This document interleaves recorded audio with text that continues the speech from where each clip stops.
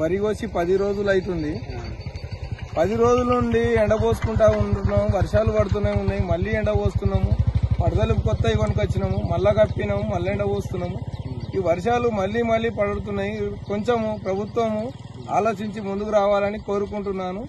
ఈ వడ్లు అన్ని మొలకొస్తున్నాయి.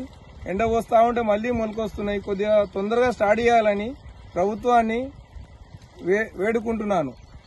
ఎందుకంటే ఇంటి మొత్తము బ్లాక్ అయిపోతున్న వడ్లు అధికారులు తొందరగా స్టార్ట్ చేస్తే అందరము ఈ పెట్టుబడైనా వస్తుందని ఆశ మాకు. అంతే, అంతకన్నా ఎక్కువ ఏం లేదు. పెట్టుబడైనా రావాలని తొందరగా ఉంటే పెట్టుబడైనా వస్తుంది. లేదు అంటే అంతా ఖరాబ్ అయిపోతాయి మొలకలు.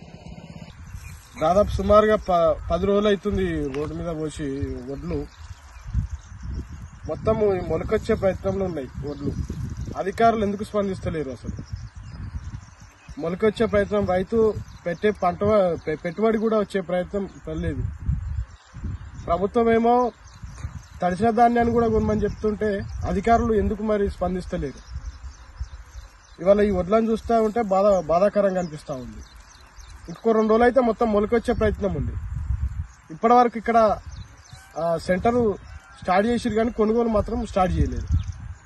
గవర్నమెంట్ ఏమో గొప్పలు చెప్తా ఉంటది, రైతుకు మేము చేస్తున్నాం, అది చేస్తున్నాం, ఇది చేస్తున్నామని. ఇవాళ ఇలాంటి ధాన్యం చూస్తే రైతులు మరి ఎలాంటి పరిస్థితి ఉంటుందో ఒకసారి అర్థం చేసుకోవాలి. చిన్నకొడూరు మండలం వ్యవసాయ అధికారులు స్పందించాలి.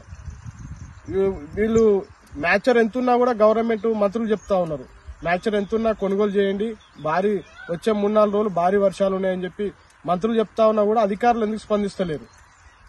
దీనిపై ఇవాళ మీరు ఈ 2 రోజుల ఈ ఒబ్లాపూర్ గ్రామంలో గాని చిన్నకొడూరు మండలంలో గాని మీరు సెంటర్లు ఇంకా స్టార్ట్ చేయక నిమ్మకు నీరెత్తినట్టు వివరిస్తే మాత్రం రైతులలో పూర్తిగా అసహనం మొదలవుతా ఉన్నది.